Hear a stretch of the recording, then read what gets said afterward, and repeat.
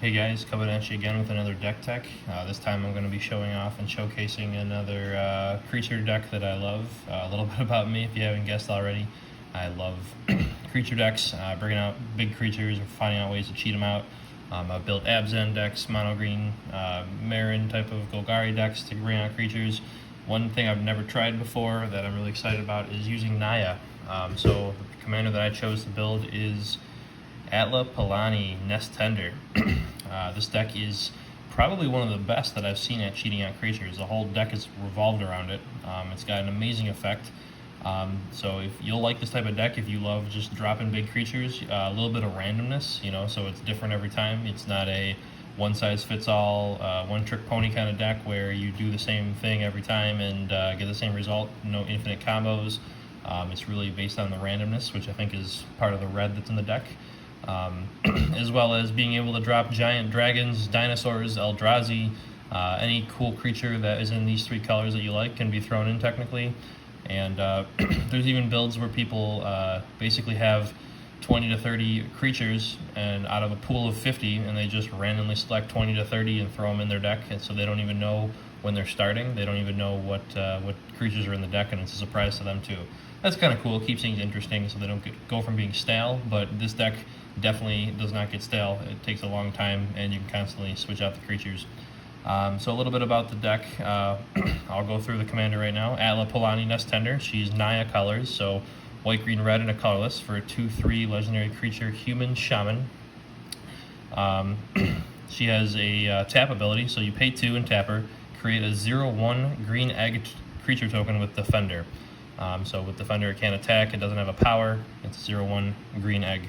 Whenever an egg dies, an egg you control dies, reveal the top card of your reveal cards from the top of your library until you reveal a creature card. Put that card on the battlefield and the rest on the bottom in any order. So an egg dies, you get the first creature that shows up on your deck. You keep going until you get a creature, bring it out, put the rest on the bottom. That's essentially the way to say that. So a little bit about this deck. There are a couple things that you have to watch out for if you're going to build around her. One is she is pretty much a make or break it for the deck.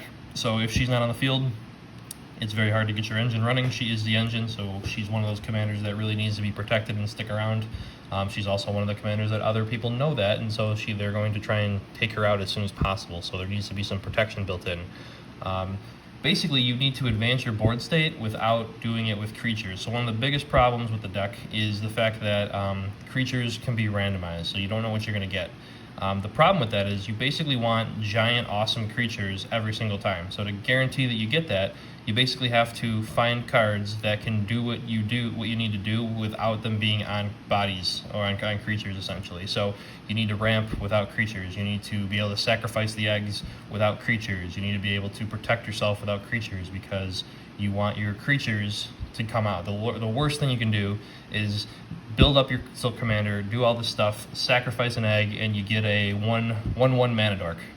And it's like, well, that's not going to help at all. So, I mean, yes, it'll advance your board state, but I'd rather have a 10/10 eldrazi.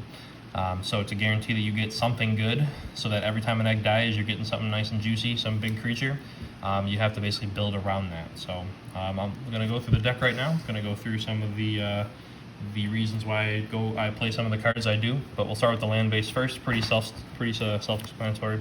We have an arid mesa, fetch land, wooded foothills, fetch land, windswept heath, fetch land. So we got all on color fetches. I don't really think you need to run anything more than that. Command tower, pretty much, every deck runs it. Carplusion forest, it's the green-red pain land. Spire garden. The battle bonds for gruel colors. Stomping ground, there's the shock land.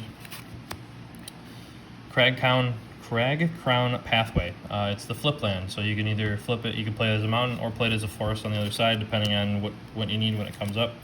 Cinderglade, if you control 2 or more basic lands, comes in untapped. I think those are the check lands. Or no, this would be a check land. I don't know what the other one's called, but Rootbound Crag. Enters the battlefield unless you control a mountain or forest, so it checks that you have a mountain or forest. Into the Boros cards, we got Painland, Battlefield Forge, Rugged Prairie, the Filter Land, adds a red, white, or red-white, very handy. Cliff Trap Retreat, check land for them. enters the battlefield tapped unless you have a mountain or plains. Sacred Foundry, we got the Shockland. Temple Garden into the Selesnya, we got Shockland for Selesnya, Painland, tap for green or white, does 1 damage. Canopy Vista comes in unless you control 2 or more basic lands. Check land for Selesnya, we got control plains or a forest, or else it comes in tapped. And then we got 1, 2, 3, 4, 5 basic land forests. We also run a Mosswort Bridge. Mosswort Bridge is pretty cool, especially in this deck. It's actually really good in this deck. Probably the best use of Mosswort Bridge is this deck from what I've seen. Comes in tapped, it's the only unfortunate part, but it's got Hideaway. So you look at the top 4 cards of your library, probably going to be a giant creature amongst them. You can select any card, you probably want to select the giant creature, and you exile it face down. And then when you build up a big enough board that you have 10 or more power, you could basically tap this in a green and play that card for free. So it basically gets you a way to cheat out creatures. And then we run 1, 2, 3, 4 basic mountains. And we run 2 basic plains. White is probably the least represented colors in this deck, but there are still a decent amount. I like Temple of the False Gods. It's a cheaper ancient tomb, for both price-wise and obviously for the life. You don't have to lose life, but if you get it in the first 4 turns, it's crap, but otherwise it's really good for ramping. Reliquary Tower, because we have some good draw effects and you want to keep them in your hand, there's really no point in discarding. I don't really run any recursion, so if something gets sent to your graveyard, it's pretty much staying there, and the only way to really get it out is if you somehow have an Eldrazi go to the graveyard. There's 2 Eldrazi in the deck that shuffle your entire graveyard into your deck. And then lastly is the High Market. Probably the best utility land because it's a way to sacrifice eggs, and you definitely need that. So that's the land base. I think there's 35 lands. Onto the artifacts. Good old Soul Ring, of course. Every deck needs it. This deck definitely needs it. Arcane Signet. Tap for any color of your commander's identity. Gruel Signet and Boros Signet. I'm missing the Selesnya Signet. Haven't really been missing it, so I don't really need it, but Lightning Greaves, absolutely a must in this deck. Putting it on your commander, giving it haste so that it can tap the turn it comes out for an egg, or really just to give it Shroud, the protection. Protection is huge in this deck. If your commander dies, it's very hard to get your board state going. Top deck manipulation here with Scroll Rack. Very good card. This is another really underrated card. It's great in any deck, but it's really, really good in this deck because if you'd have really big creatures in your hand, you can basically substitute them and put them back in your deck for other cards, and then when your eggs die, you can essentially manipulate your top deck to get the big creature that you want. So for 2 mana, it really costs 3 to do that. It's awesome. Claws of Gix. So we have a lot of redundancy on a couple effects. Basically, we need protection, we need ways to sacrifice eggs, and we need ways to give our creatures haste. If we can do those 3 things, you're pretty much golden. So this is a redundancy effect for basically sacrificing. It costs 0, which is nice, but you pay 1, sacrifice a permanent, and you gain 1 life. You're probably going to be sacrificing eggs. That's really what you want to be doing. Spawning Pit, another sack outlet, 2 generic mana, sacrifice a creature, put a charge counter on Spawning Pit, and then you can pay 1 to remove 2 charge counters from Spawning Pit, put a 2/2 spawn artifact creature token into play. I do that sometimes. That's like a worst case scenario when you have mana up and this is the only thing left in the field and you need a block or something, but really you're just sacrificing eggs. It's another redundancy card effect. Probably the best sack outlet in the deck, Ashnod's Altar. Sacrifice creature, add 2 generic mana to your mana pool. Instant speed, do it whenever you want. Now getting into the haste enablers, so Hammer of Perfrose, 1 and 2 red. It's a legendary enchantment and artifact. I consider it more of an artifact for some reason, just in my mind. I don't know why, but creatures you control have haste. Pretty simple, but very powerful. So it's great when you tap you sacrifice your egg, you bring out an awesome creature, but that creature can't attack if it's your turn because of how it has summoning sickness. So this allows it to attack. And then lastly, this is the best artifact in the entire deck. Maskwood Nexus. It just came out, I think, Kaldheim, I believe. Creatures you control are every creature type. The same is true for creature spells you control and creature cards you own that aren't on the battlefield. And then you tap 3, you pay 3, tap it, create a 2/2 blue shapeshifter creature token with changeling. So it's basically changeling. Another word for this is all creatures on the field that you control and all creatures in your graveyard, your deck, and in your hand are all types. So which means they're all eggs. So with your commander out, you basically sacrifice any creature, you're gonna trigger Atla Palani's effect. So even the token that you make is an egg. So it's really good for that, and it can get out of hand real fast, but it basically just makes it so it doesn't even matter. You know, if they kill your Eldrazi, you know, it just triggers another Atla Palani, so the Eldrazi replaces itself with another creature. So really, really good card.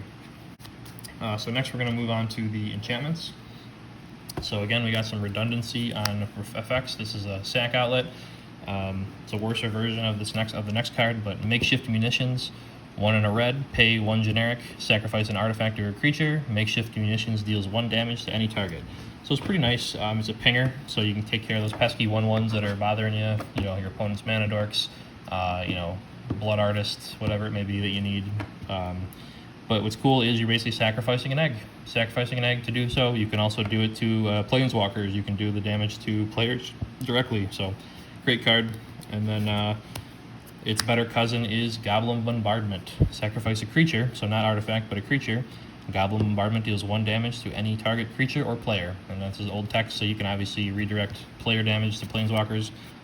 This is probably the best sack outlet in the deck for artifacts.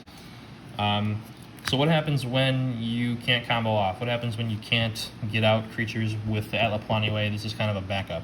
If you're not getting creatures out with Atla Palani, you're probably not having a lot of creatures on the field, which means you're going to have the least amount. So Oath of Druids is an amazing card. During each player's upkeep, if that player controls fewer creatures than target opponent, the player may reveal cards from the top of their library until you reveal a creature card. The player puts that card into play and all other cards revealed into the graveyard. So essentially, this works for everyone except whoever has the highest creature count. So let's say it's an opponent, so it's going to work for you and 2 other opponents. But I'll tell you this, whatever creature they're bringing out is not going to be as good as what you're bringing out. So it's a great card. A lot of people are pretty... It's kind of group hug, so they're not willing to blow it up right away unless they know, you know, you got an Eldrazi coming or something big. But even so, if they can't blow it up and you get this effect off, it's a way to basically do a Selvala effect without having to have, not Selvala, Atla Palani, without having to do an Atla Palani effect, so that you can basically get those creatures out for free. So it's kind of a replacement effect. Eventually it stops working. If it does its job well, you'll have a ton of creatures, and eventually you will have the best creatures. And your opponents will have to block your big creatures, so they'll lose creatures, meaning that they'll be able to use it. But again, the creatures that they bring out will not be as threatening as yours. So, awesome card. Love this card a lot. And we need some draw power in the deck, so Garruk's Uprising. Costs 3, 2 generic and a green enchantment. When it enters the battlefield, if you control a creature with power 4 or greater, draw a card. You most likely will. In the worst case scenario that you don't, it gives all your creatures you control trample, which is amazing as well. You swing with big creatures is kind of your biggest win condition. It's probably the best one. Whenever a creature with power 4 or greater enters the battlefield under your control, you draw a card. So pretty much all creatures in the deck. There's a few that aren't, but you're pretty much drawing a card every time a creature comes out with this. And then similar Elemental Bond. Whenever a creature with power 3 or greater enters the battlefield, draw a card. So they're kind of similar. You got a lot of creatures coming out, so that's going to be basically your draw engine. Yavimaya Elder. Creatures you control have haste, another redundant effect. You want to give as many things that you can get to give your creatures haste. Then you can sacrifice it. Target creature gets +2/+2 until end of turn. I think I've used that effect a couple times as a combat trick, just when I'm attacking in and someone thinks that they can block me and, you know, beat my my guy and give it a +2/+2. There's another card, Rhythm of the Wild. It's another enchantment. It does a very similar thing. I need to get that. That's probably the only card that needs to go in this deck still. It's very similar to this. It's a redundant effect where when a creature comes out, it gives you can either give it haste or a +1/+1 counter. So it kind of is like saying your creatures you control have haste, or at least the cards that just came out do. So another redundant effect that we need to do. Another aspect that we need to take care of is what happens when big creatures are stuck in our hand. What happens when we have a hand of 5 and they're all 7 or higher mana? You know, something like Court of Bounty is a way to kind of get that out, help get that out. So when it enters the battlefield, you become the monarch. which means that if you're the monarch at the end of your turn, you get to draw a card. That's just the generic rule for monarch. But if you're the monarch at the beginning of your upkeep, you may put a land or creature card from your hand onto the battlefield. So this helps you drop creatures for free from your hand. So obviously you want to try and protect yourself. If you drop this, you basically can't get attacked from the whole cycle, which you can have some creatures that help block so that you don't take combat damage, but in the case that you do, this is really just kind of to help you ramp. So it's a so-so card. It does work pretty well. So next up is Anointed Procession. What it does is it basically doubles a token if you would make it. So we run a bunch of creatures that can make tokens. Obviously your commander can make tokens, so when you tap it, you create 2 green eggs, so it essentially gives you the ability to get 2 creatures off of one Atla Palani effect. So really good card. We also run something called Smothering Tithe, which you guys have probably heard of. So it also would double that if you had them both on the field. Anytime an opponent would draw, if they don't pay generic 2 mana, you get a treasure token. So that would double as well. So awesome. Both cards are really good for just creating tokens and helping you with mana ramp and value. So last card in the deck is Possibility Storm.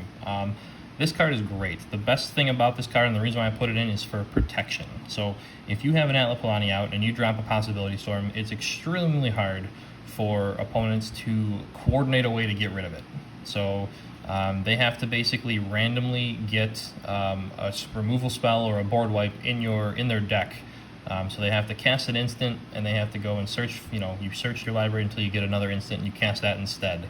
So the possibilities are in there, but it's really hard to coordinate. Pretty much every time I drop this in the game, Atla Palani stays on the battlefield almost the entire time. There's a couple times where they go into board wipes, but when you have extra protection, so you have Lightning Greaves on your Atla Palani, I mean, it's game over in regards to your board state. You're just going to keep doing things. And what's great is it works for you too. So you can cast some of your creatures and get, you can Possibility Storm into other big creatures.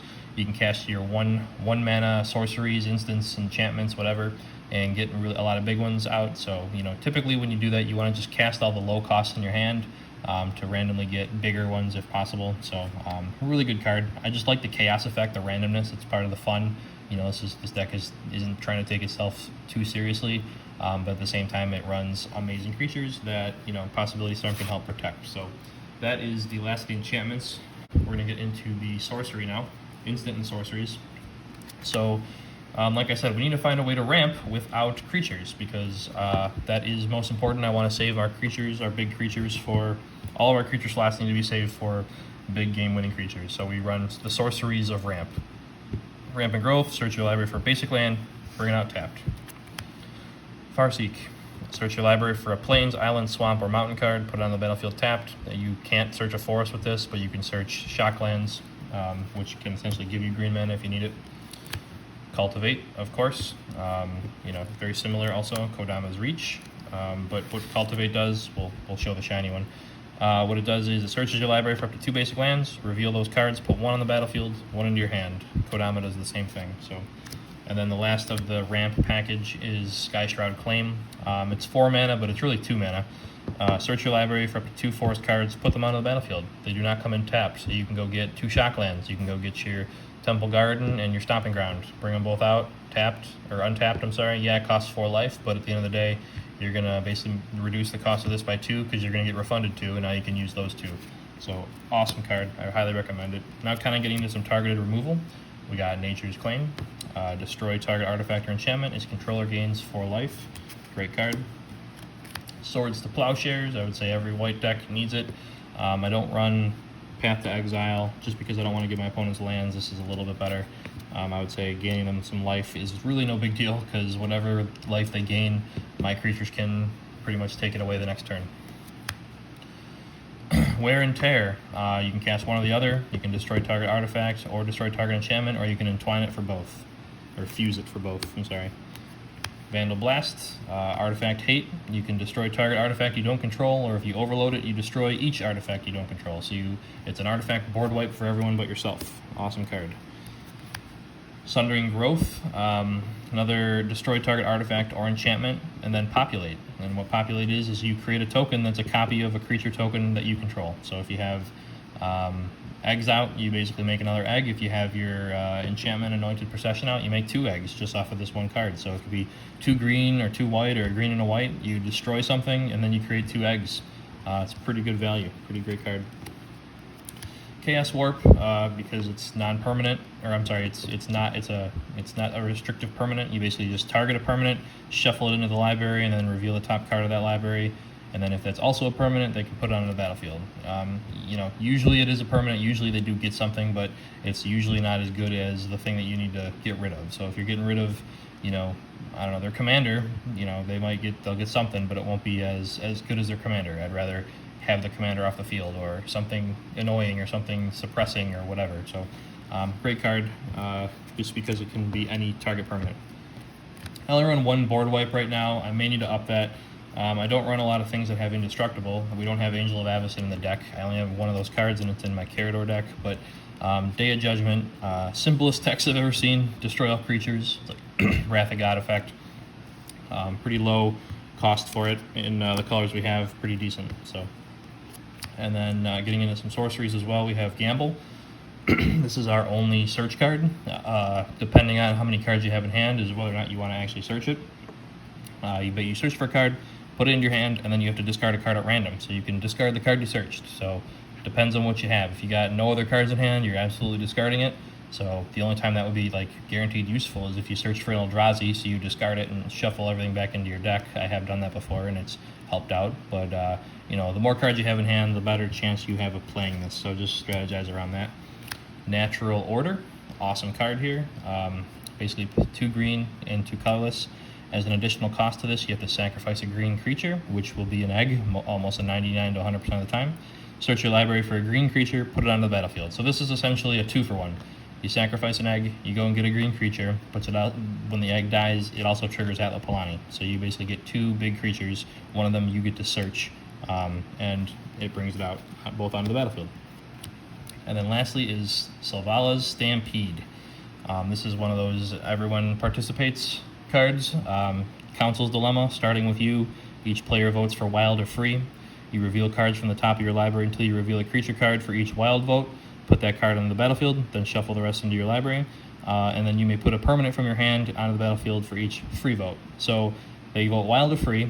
Any opponent who votes wild, you're basically going to get your Atla Palani effect. So you basically go till you get a creature. So typically what'll happen is what's in your hand. If you're going to vote first. If you vote free, people are going to know that you have some good permanents in your hand that you want to drop. So they'll probably vote wild because they have a better chance of not getting the things that you want to bring out on the field because it's random in the deck. So if you vote free, you'll probably get 3 wilds, which is still amazing. That's basically 4 things. You're going to get a permanent you own that you want to put, the best permanent in your hand, onto the field, and then you're going to get 3 random creatures. And like I said, once you go through, you're going to see most of the creatures are all big beaters, and you can't really go wrong.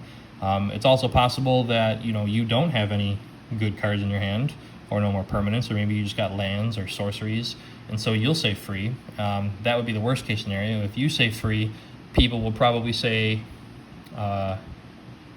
if you say wild, if you say from the deck, your opponents will say free. So the best way to psych them out could be that if you say wild but you actually want free, let's say you want to drop 3 permanents from your hand, you can say wild, and they'll be like, oh, he doesn't have any permanents. Let's all say free, so that he has to drop them from the hand, and then you drop 3 big Eldrazi's or 3 whatever you want. It's permanent, so it doesn't have to be creature. So you do a little reverse psychology on this card. That's kind of why I like it. It's very tricksy. Worst case scenario, everybody says free, wild, and you get 4 creatures from your deck. That's not a bad thing. So there really is no going wrong with this.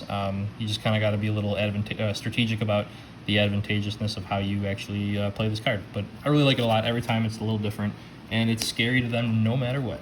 So, all right, let's get into the creatures. Let's get into the really awesome thing, the reason why we're here, the reason why I built this deck. So first up is a new card from, I think, Modern Horizons 2. It's called Harmonic Prodigy. It is a 1/3, which is not that great, right? That's not why I have it in the deck. I have this in the deck because if an ability of a shaman or a wizard you control triggers, that ability triggers an additional time. So it's kind of like a Panharmonicon for shamans. And your Atla Palani is a shaman. So when an egg dies, she triggers. If this card is on the field, she triggers twice. So every egg dies, you get 2 creatures instead of 1. I'm trying her out. It's been working out really well when you have her out. You know, she's definitely a threat. They want to kill her, but you really, you know, it's like, is it worth it? Because obviously you want to go for Selvala first. So I've been trying it out, and it's been working. It's the weakest creature in the deck. Everything else is pretty decent after that. So more redundancy on dropping creatures from your hand. We got Champion Aronis. When it attacks, you can exert it, and when you do, you basically put a creature card from your hand onto the battlefield. So you attack with it, and you say, all right, I'm going to drop this big creature, and the only thing with exert is an exerted creature won't untap during its next untap step. So you basically have to skip a turn, and then you can untap. There are cards that can cheat that around, that you can untap every turn. So it's a way to basically cheat creatures out. Another way that you can cheat them out is Elvish Piper. This is a 1/1 elf shaman. Pay a green, tapper, and creatures you control, or put a creature from your hand into play. So as you can see, you really want haste. You want to give your stuff haste as best you can, because you don't want to let this just sit here and not do anything for a full round. People will take it out if it's the best creature or whatever. It does become pretty high on the threat assessment, so you want to be able to drop it. And then if someone were to go and target it, you know, you have an effect that gives it haste, and you can just use it at instant speed. So definitely, that's why I run so many redundant haste effects. Summoner's Egg. This is the only egg that I actually run as a creature. It technically is a creature. It's been errated if you want to check the Scryfall or whatever. MTG rulings, it does say that this is an egg. So when it enters a battlefield and comes into play, you remove a card from your hand face down in the game. When the egg dies, if you can flip that card that you exiled face up, and if it's a creature, it just comes out. So it's basically more cheating out creatures, but it's also an egg, so it'll trigger Atla Palani. So it's essentially another 2-for-1. So great card. It's also an artifact, so you can actually go into it with Possibility Storm. You cast, you know, a signet that you don't need, and you go into this. It can be really cool. Academy Rector. I just put this card in. It's a little expensive, so it's definitely not a must-have. You definitely don't need it to win at all. I'm trying it out, but it's been working out so far because when it dies, you basically get to search for any enchantment and just bring it out from your deck. There's enough sacrifice outlets in this deck to make it worth it. Academy Rector is one of those cards that when you bring it out, if you don't have a way to kill it yourself, your opponents really don't want to kill it. So if you attack with it, you know, sometimes they won't even attack you, so that you can't block with it. So if you want this card to work well and be able to kind of do it on your own terms, you need to run a lot of sack outlets. So this was the perfect deck to do it in. That ran white. I have other sack decks, but they don't run as much white or as much enchantments. Perfrose, one of your win cons. So you can attack with a ton of creatures, or you can burn people to death. Red's good at both, right? So Perfrose, whenever a creature enters the battlefield under your control, it deals 2 damage to each opponent. So every egg you make, it does 2 damage to them. And then you sack the egg and you bring out another creature, that does 2 damage as well. There's a ton of things that basically make a lot of tokens. So you can definitely do a lot of damage with a Perfrose. It's an indestructible god, so it's really hard to get rid of. It's typically not a creature right away, unless you run, unless it's late game and you're dropping this. So, and then if it is, it's a 6/5, so it's pretty good. And then people forget sometimes you actually can. It's a mana sink for 2 and a red. Creatures you control get +1/+1 till end of turn. So moving into the 5 drops, we got Seedborn Muse. Absolute amazing card.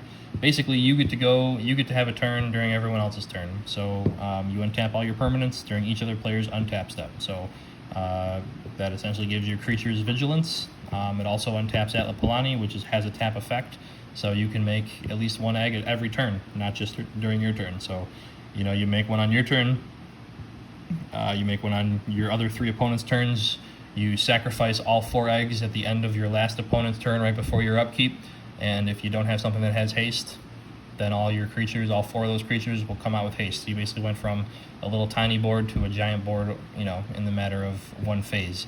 They'll see it coming, but they'll forget or they won't realize what you're doing sometimes. Seedborn Muse obviously is a big threat assessment. You run some instants too, so just having your lands untapped to be able to do things is great. But yeah, overall, Seedborn Muse, great card. Samut, Voice of Dissent.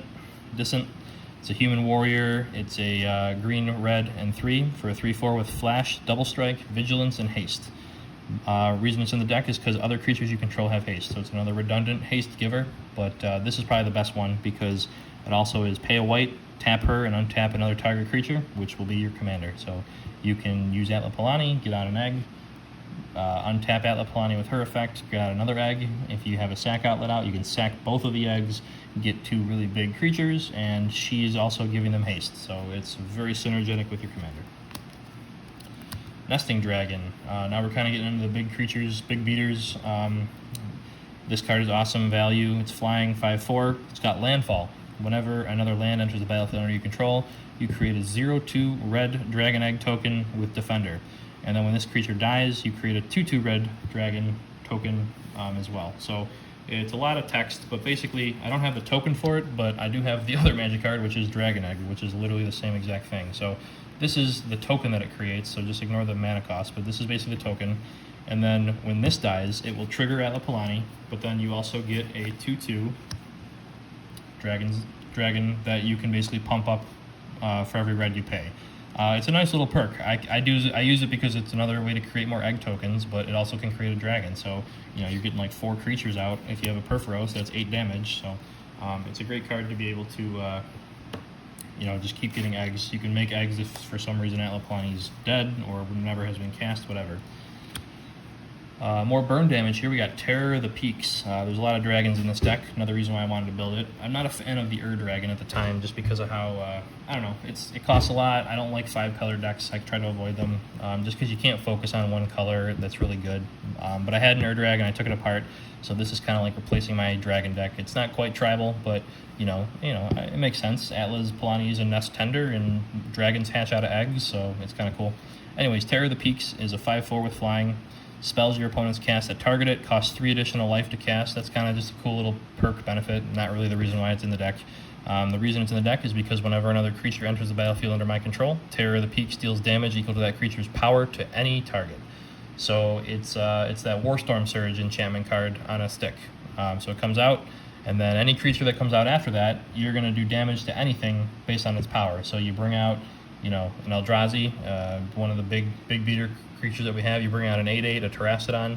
You do 8 damage to someone's face. You do 8 damage to a planeswalker or to a creature. It kind of stinks because eggs are 0 power, so it'd be nice even if they were 1 power to be able to, ping little ones, but that doesn't really matter because at the end of the day, just sack the egg and you can get something even bigger. So this card has won me games because it's just the sheer power that it does for creatures entering the battlefield alone. You don't even have to attack, and you can basically take out people. The big boy dinosaur, Atali, Primal Storm. This is one of 2 dinosaurs in the deck. You probably know what the other one is. It's got 3 heads. But when Atali Primal Storm attacks, you exile the top card of each player's library, and then you may cast any number of non-land cards exiled this way without paying their mana cost. And it's instant speed too. So you exile the top card of your library, and if it's a big creature, you can cast it for free. Really, the only thing that you would miss is a land. That's really it. So this does hit lands more often than you think, but it's still an amazing card because it triggers on attack. It doesn't even matter if you get through it. It's not combat damage based. You just need to attack. So just attack any player. Attack the player that you know can't kill Atali, and you get basically 4, potentially up to 4 cards for free. So this is a really, really good card. Big swings. You don't have to cast them either, so if you exile a board wipe and you don't want to use it, just leave it exiled. And guess what? You got rid of their board wipe. Aurelia, the War Leader, one of the awesome angels in the deck. She's a flying angel with flying vigilance haste. Whenever Aurelia, the War Leader, attacks for the first time each turn, untap all creatures you control. After this phase, there's an additional combat phase. So basically you get 2 combat steps. Pretty awesome. There's a ton of cards that that will trigger that you can get based on combat damage, or like Atali that we just showed. You'll get Atali's effect twice in a turn. Your commander will untap, even though you're not going to attack with it. It'll still untap, so you can use its effect again.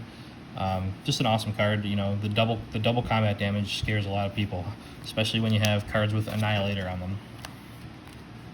I love this card. The art on it is awesome, and what it does is awesome. Dragon Broodmother. It's 3 red, a green, and 2 mana, so it's 6 mana for a 4/4 flyer. At the beginning of each upkeep, so every upkeep, not many cards do that, put a 1/1 red and green dragon creature token with flying and devour 2 into play. So what devour 2 means is when the token comes in, you can sacrifice other creatures, and when you do, the token that comes in with an additional +1/+1 for that many times. So with devour 2, they'd get +2. So you sack 1 creature, this card becomes a 3/3. You sack 2 creatures, this token becomes a 5/5. This is great as an additional way to sacrifice eggs and make your guy bigger. It's also every upkeep, so if you have a Perfrose out, just think of how awesome that is. You can basically build up your 1/1s. You don't have to sacrifice anything. You can just keep getting 1/1s, and then let's say you get 4 1/1s or 3 1/1s, and then you want to basically make a big one. You can sacrifice them all and basically get a huge creature from it. So it's really based on what you want to do. It's very versatile, and it's a sack outlet. So definitely an awesome card, and I even if it's just for blockers, you can get a blocker every turn with it. So pretty awesome. Next dragon, Kite Tyrant. This card is really cool, and it just became a lot better with the new Dungeons and Dragons set that came out, and I'll show you this next card as well. But flying and trample, whenever Kite Tyrant deals combat damage to a player, gain control of all artifacts that player controls. So the fact that it has trample built into it really helps. If it didn't, I don't think this card would be as good. But this is kind of like an alternative win condition. If there's some reason why you can't swing in and kill them that way, or you can't burn your opponents, you're going to be like, all right, well, I'm just going to build up my artifacts. So at the beginning of your upkeep, if you have 20 or more artifacts, you win the game. Just win, no questions asked. So before, it was kind of tough. There really was you're not going to cast 20 artifacts in your deck. Basically, you had to rely on stealing enough from everyone, which means you would need to steal, 10 to 15 to 17 different artifacts over the course of the game in order to get this going. But there's 2 cards that really help you out, and that's through treasure tokens, with everything coming out with treasure tokens. So Smothering Tithe can give you treasure tokens. If you're, let's say, max, you're getting 1 per turn from each person, that's 3 a turn. If you have Anointed Procession out, then you're doubling it up, so you can keep those out. Those all count towards your 20. But then here is the next card that really speeds this up. It's from the new Dungeons and Dragons set, Old Gnawbone. It's a 7-drop, so it's green 5. So it's a mono green dragon. Don't see too many of those. And it's got flying. It's a 7/7. Whenever a creature you control deals combat damage to a player, create that many treasure tokens. So now this synergizes very well. Just these 2 here, getting through, let's say, if you attack someone without flyers right there, that's 13 treasure tokens that you're getting. If you hit something with artifacts, maybe you're stealing 3 artifacts. Now you're at 15 to 16 artifacts without doing anything. If you have more power on the field, you get more from that. If you have Anointed Procession, now you got 26 treasure tokens. So these 2 work really well together. Even if you're not trying to win this way, you can almost accidentally win this way, which is really cool. Love both of these cards, but the new Old Gnawbone definitely made this deck much better. So another new Dungeons and Dragons card, Kluth, Unrivaled Ancient. It's a gruel dragon, really cool. Love the art on this as well. 4/4 flying with haste. The haste is great in this because when he attacks, you add mana in any combination of colors where X is the total power of attacking creatures. And you can spend this mana only to cast spells until end of turn, and you don't lose this mana as steps and phases end. So basically, it's kind of like that other dragon. I think it's like Savage Ventmaw, very similar, where you, in your attack step, you gain a ton of mana and you don't lose it throughout the phases. But it's only a 4/4, so if it's attacking alone, you're only getting 4 mana, which isn't terrible. But if you have 20 power on board, you get 20 mana, and that's a way to basically drop more stuff. You can only cast you can only cast spells with it, so you cannot use it for abilities. It's the only downside is you cannot use Atla Palani's effect. You cannot do any mana sinks. You cannot spend that mana to do anything for abilities. It's all just casting spells, but it absolutely helps you get rid of creatures in your hand. With the amount of cards you can draw from it, it's a really good engine. So this card is really good. Another dragon, Balefire Dragon, 7 mana, 6/6 flyer. When Balefire Dragon deals combat damage to a player, it deals that much damage to each creature that player controls. So it's kind of like a one-sided board wipe for whatever creature or whatever opponent you attack. So it doesn't have trample. It's probably its only downside, but there's tons of cards that can give it trample. Or if your opponent doesn't have a flyer, you swing in, do 6 damage to their face, and then Balefire Dragon does 6 damage to every creature they control. So it basically is like a big fire breath that just blows them all up.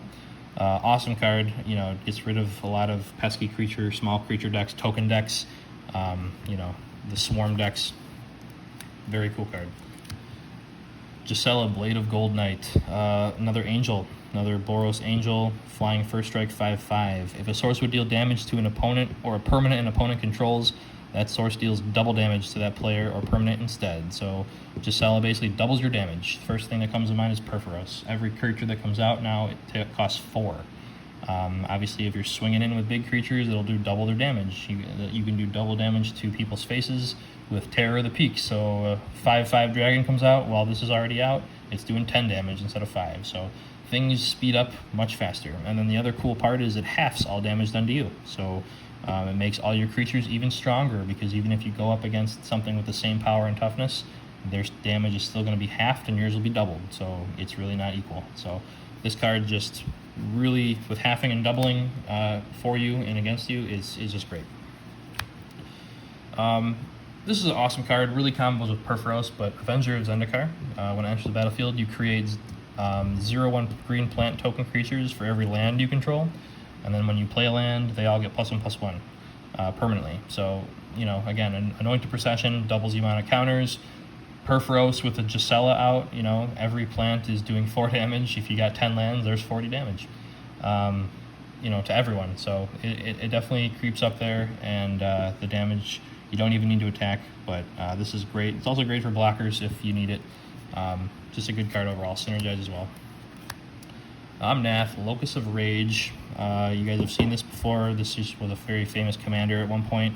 It's another landfall. When a land enters the battlefield under your control, put a 5/5 red and green elemental creature token onto the battlefield. And when that dies, whenever an elemental dies, you do 3 damage to each, to target creature or player. So this is the token that you get every time a land comes out. Again, you can double it with Anointed Procession. Think of Perfrose on the field, think of Terror of the Peaks on the field, and then on top of that, when the elementals die, you're also doing even more damage. So it's damage when they come in, damage when they die, damage when they attack. It's just damage everywhere. So very cool card, and obviously it's a landfall thing, so we don't focus too much on landfall, but you know, maybe we can put some more cards that let you play additional lands, or, you know, we do run some fetch lands, so that's good. So here's another card with more burn damage, Stalking Vengeance. It's a 5/5 avatar with haste. Whenever another creature you control is put into the graveyard from play, it deals damage equal to its power to target creature.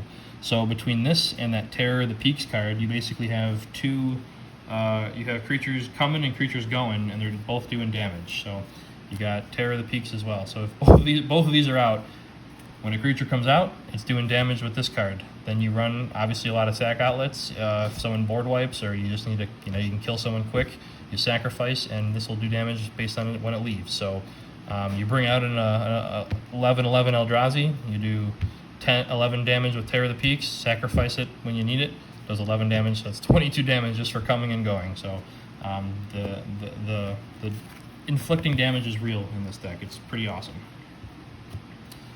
Then we got Terracidon, just an all-around good card. It's a 9/9 for 8, and you can destroy up to 3 non-creature permanents.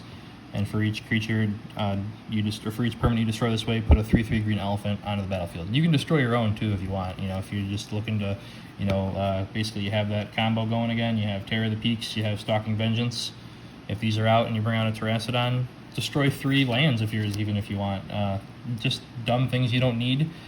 They just can't be creatures, and then you'll get 3 elephants. You'll have 9 power into the battlefield. You can do 9 more damage to people with Perfrose and Anointed Procession. You're getting double tokens, more damage, and then Gisela doubles that damage even more. It just stacks up so fast. Or obviously it's good threat assessment if you need to get rid of it. One thing I recommend is, if you're going to use its effect on your opponents, try to choose 1 from each player.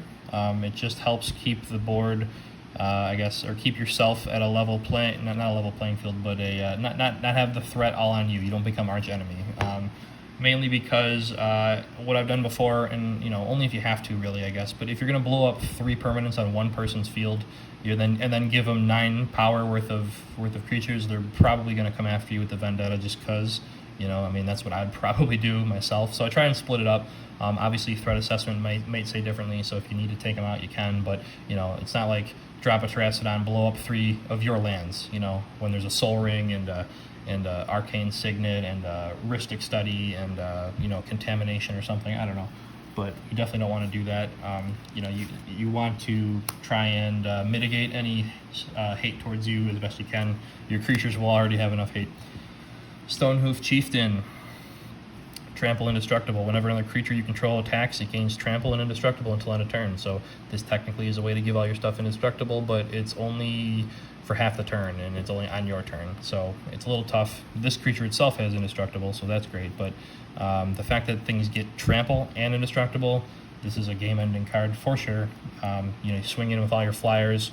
They all get Trample, they all get Indestructible. It doesn't really matter what you have, unless they have a Spore Frog or something, they're taking a ton of damage.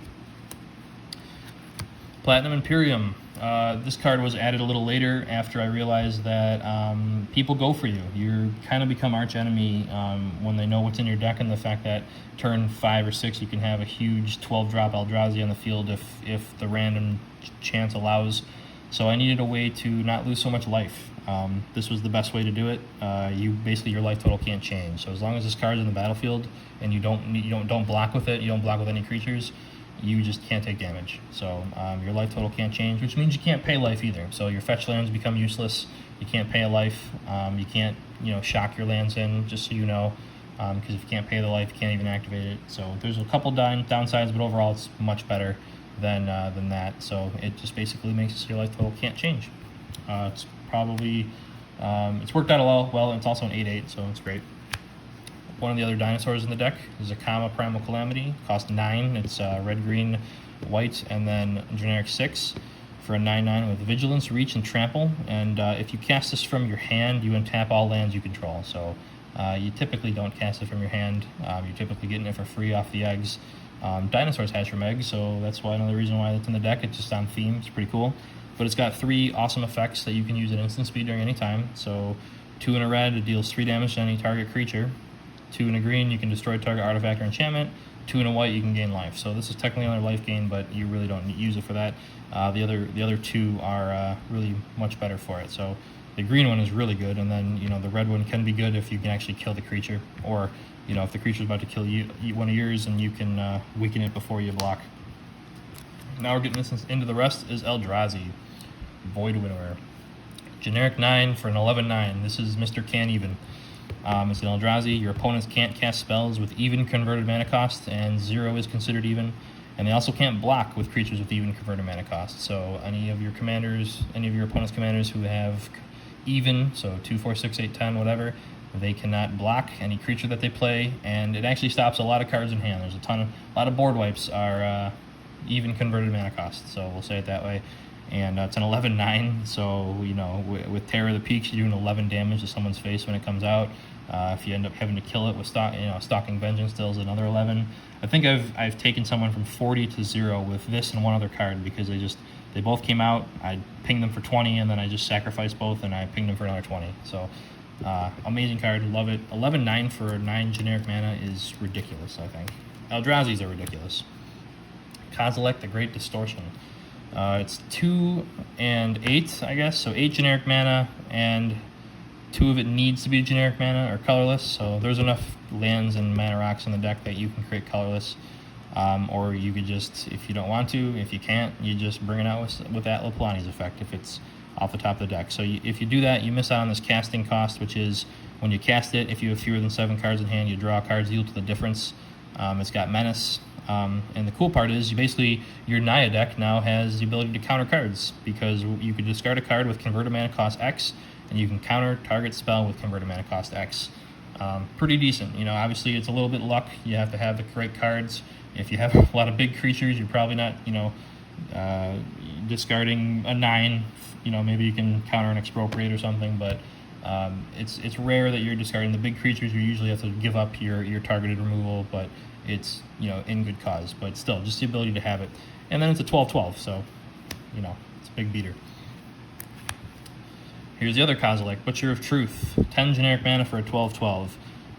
If you cast this card, draw 4 cards. So if you bring it out with Atla Palani's effect, you miss out on that, which is fine. It's got Annihilator 4.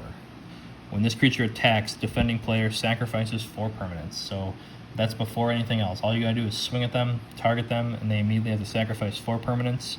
And if you get double combat steps, you can keep attacking with Annihilator. You can basically make your opponent sacrifice, you know, their entire field eventually. You'll probably kill them before then, but this is one of the scariest creatures. The other really scary creature is its counterpart, which is 11, Ulamog, the Infinite Gyre. Very similar. It's also Annihilator 4.